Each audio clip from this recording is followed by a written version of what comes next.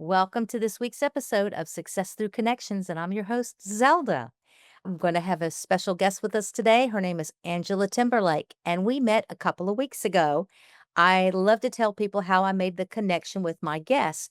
So, I was attending a conference a couple of weeks ago, and she was one of the speakers and in a breakout session that I attended. And I was really looking forward to what she had to say. And I'm going to tell you what really resonated with me, and she probably knows what I'm going to say.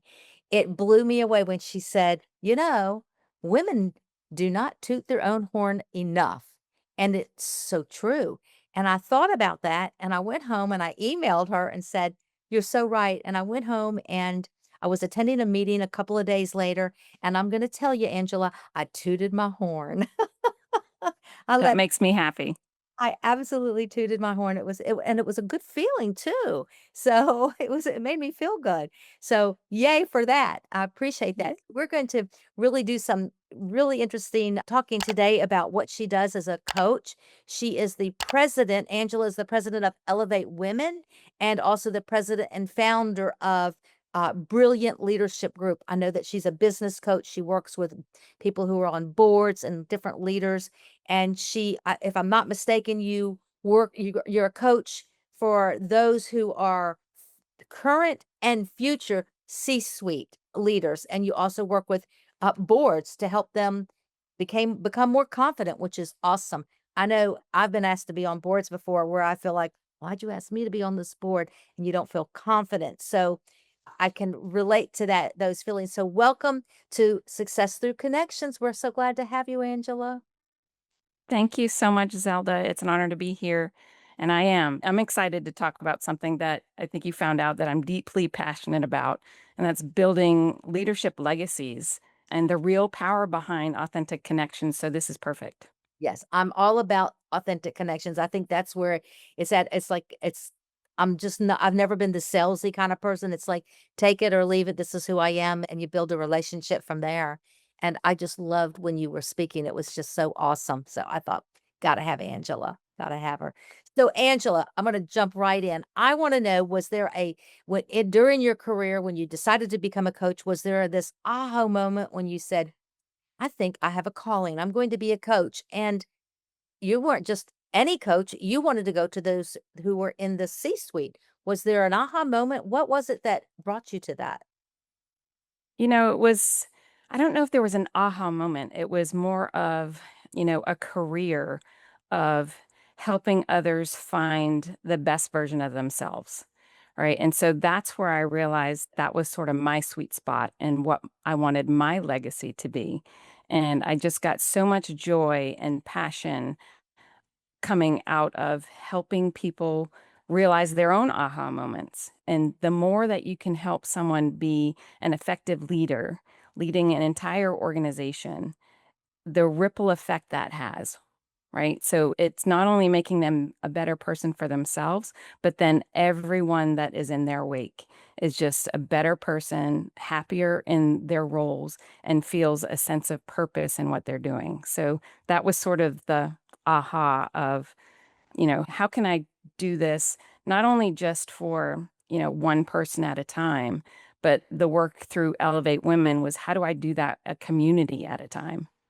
Yes, absolutely. So, is there something when you're working with these leaders and even future leaders, is there something that you see really with the seasoned executives that they struggle with? Yes. And it's typically being able to speak your value. And so a lot of times, especially with women, we speak in terms of our resume and what we have done and things that we have done in the past. And so when it comes to being an executive and even getting on a board seat, we need to talk in terms of I and what I have done and the value that I bring looking forward, not looking back. And so I think that is the biggest challenge because we're taught and the system is really designed to bring out the best in everyone. And so that's how we learn to speak is in terms of we did this. We brought, 1.2 million to the organization rather than I led a campaign that brought 1.2 million to the I'm organization. guilty of that. I'm totally guilty. And I think you spoke about that when we were in that meeting a couple of weeks ago, we do tend to say "we." I don't know if it's because we don't have the confidence in saying "I," or is it to make you sound like you're a big organization if you're a small organization? But you know what I'm saying? It's like, Yeah, exactly. so maybe Yeah, take and I ownership. think it's a mindset shift that we have to, and I don't mean to do it in sort of a braggy way that, that's how, we sort of started talking about it is, it's not meant to brag about yourself, but there's certain times where we need to make sure that we are seen and we are heard for the value that we bring, not as a team that I can stand on my own. It wasn't just the entire team that did it. This is what I led and the value that I bring. You were the leader that led the group. Yes. Right, Absolutely. It right. it reminds me of recently I don't know where I put it somewhere around this desk. I'm the leader, and I had to be reminded by that of one of my team members. It's like, "Well, Zelda, you're the leader. We're gonna do what you want." And I have this entire spreadsheet now of who's doing what and all the different tasks involved. So, yeah, it may be a "we," but it was me who came up with it all. So, take ownership. That's yeah, I'm guilty. You're not alone. Okay, I'm in good company. But I don't wanna be in that company. I wanna be in the other, Right. you know? So can you give us an example of where coaching maybe helped a leader completely transform their approach to their organization? Yeah, I mean, what we try to talk about in doing this is that the value being able to articulate your value helps everyone else be able to do the same thing, okay? And so then when you start thinking in those terms, it's the value in everything that you do. So, one of the clients that I work with, we took that another step into making sure that everything that they did in the organization was providing value. And so when you think about that sort of mind shift helps making sure that you have the right people in the right roles delivering the right value for their clients.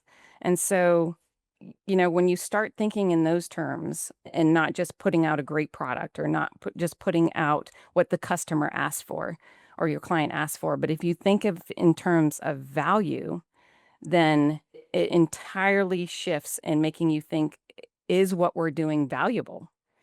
Do we have the right value in those seats? And so it just really it turns an organization into making sure that they are bringing the right value to their clients. Oh, that's so true, and I can so relate to that and just, trying to do everything yourself and you can't, and then you bring in the team and the team is not right, so you have to get rid of that team and you bring in a new team, and it's just been, like, recently, actually, in the last couple of months that I actually felt like I brought in the right team that's helping me get to the goals that I'm trying to achieve, so bringing in the right people is so important and making sure that they Right. understand what you want to accomplish. Right. If you think about if you start it with yourself, right? And so we help our these leaders and these executives start with themselves. So your leadership brand is really the intersection of your values and your value. So it's how you show up with consistency, trust, integrity, and intention. And so we help people sort of define what that brand is so they can lead with that going forward with what matters most. And that's how they begin to communicate with their teams, with their customers, with their clients. And then their unique impact is really how they themselves will be known. And then it's how their business will be known. So it's very powerful. It's fascinating to me, very fascinating. So, what would be your advice to a leader who might feel stuck or even resistant to some change in their own organization? I would think that happens. Yeah, and everything starts with the first step we do regardless is always understand your values. What are your values? Both personally, professionally, what do you hold true and that are your non-negotiables? That's sort of your grounding. That's your North Star.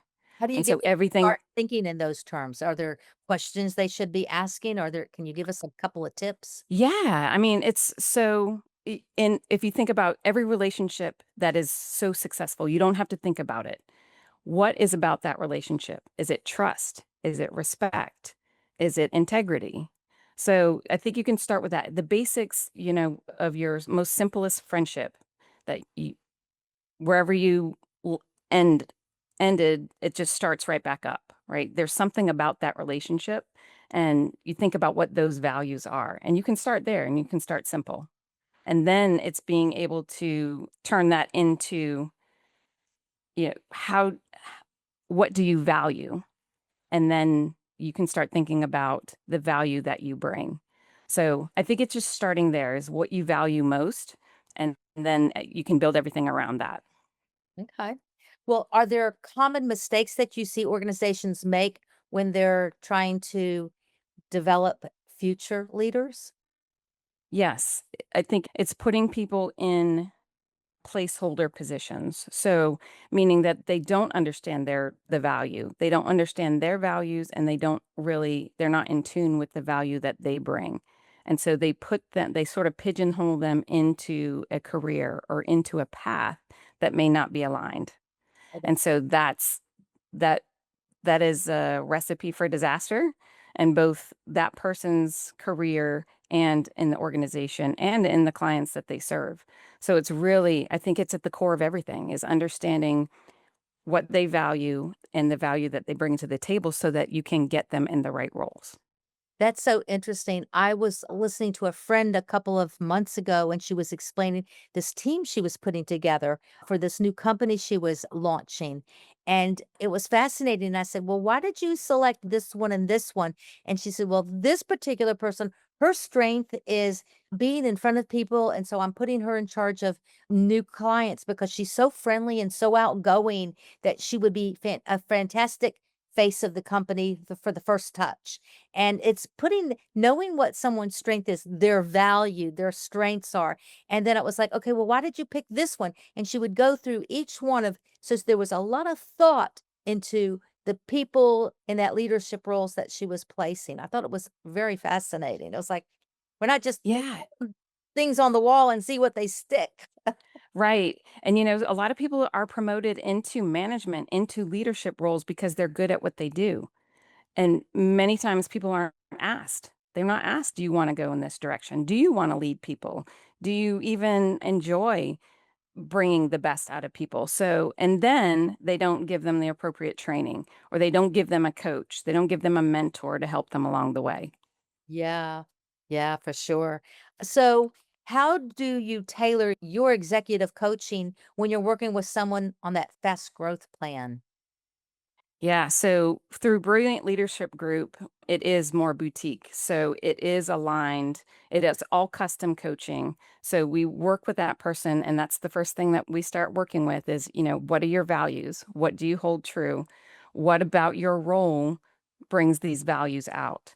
And so we start working with that, and it's ground one in everything that we do. And then we start looking at, is the company aligned to those values? Is your role aligned to those values? And then we start looking at, you know, what what makes you shine, and where do you feel like you've hit your sweet spot? Sort of, the question that you asked me, when did you know, what was your aha moment? So we put them in those scenarios to say, hey, if this is the ideal role for you, how do we get you there? And so we start working through sort of those career transition plans. So, Angela, if you're working with somebody, they're new and they're saying, "Okay, I hear a lot of your value, your value, I hear the word value a lot." Are there a couple of questions we could ask ourselves to determine, well, what is my value? Yeah, I mean, you could start with some of the things that we do is we actually ask them what they don't like. Okay. So, what are the things that you Probably don't easy. like? Yeah, sometimes that list is easier to check off because if you start with your values, it could be just overwhelming. You're like, well, I like this and I do this and I like this. So sometimes we start in the reverse. We reverse engineer it a little bit and we say, okay, what are the things that you don't like? Where do you feel like the life is just sort of sucked out of you? Let's start there. And then we can start to say, okay, once we have that list identified, then we say, okay, where do you feel the most energy? What gives you the most energy in each one of those relationships? Okay, where have you felt the most successful? And what made you feel that way? So it's sort of breaking down, and we'll sometimes start with a scenario. Tell me about a time where you felt just, you know, felt seen, you felt heard, you felt recognized, you felt like you were at the top of your game. Let's start with that scenario. What about that made you feel good? What about that made you feel successful? And so we sort of break it down, because if you just start with a list of, attributes, it could go on forever. You're like, yes, I'm that. Oh, yes, I like that. Oh, yes, I like that.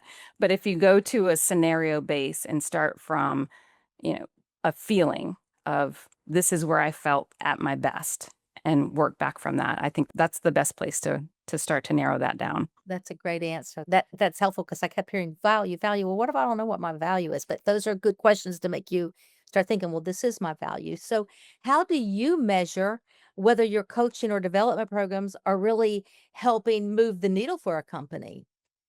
Oh, that's a great question. So typically everybody has, key performance indicators. So we'll, talk about what those look like. And And then we put some measurement into that. So whatever your key performance indicators are, or whatever your performance metrics are that your company is measuring you at, let's build in some steps in order to get you there. And so we work all within that organization's sort of framework on how they measure success. And so we back in certain milestones of getting them there. And how does that show success? And how can you attribute the coaching that you've received into that success?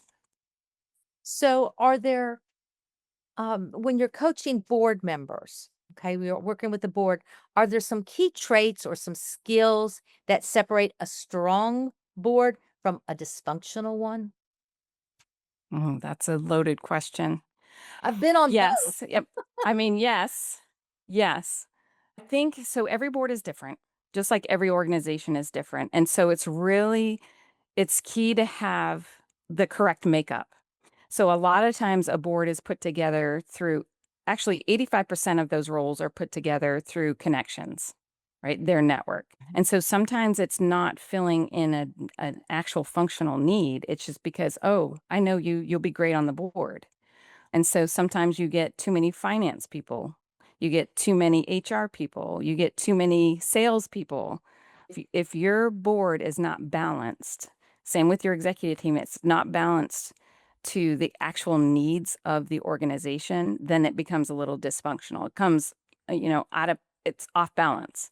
And so I think, yeah, it's really knowing, being strategic and about who is in those seats and what their goal is and what their job is and how can they contribute to that strategic plan. Mm. I remember being on a board of a women's group, and it was a little bit intimidating. It was like I was the entrepreneur of the group, but there were corporate people and attorneys and people from all walks of life. But it was such a balance that it was a very successful board because there was so much diversity in that board. But whew, it was a little bit intimidating for me at first. It was like, okay, you got to get your footing in there, you know? Right. But and then the more that you are in that scenario, you realize what your voice is, right? Yeah. And what you're contributing because maybe there's not another entrepreneur there and you have that lens and you have that experience that no one else has. And so that's the beauty of that balance. Yeah. So how do you advise leaders to strengthen those relationships with the board that they have? Especially, I would think during times of conflict or challenge. Oh, yeah. I'm a firm believer that business moves at the speed of trust.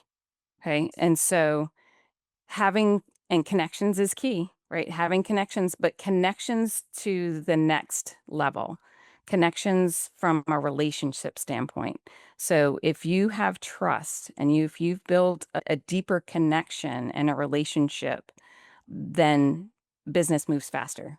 Things just move faster because you know that person's intent.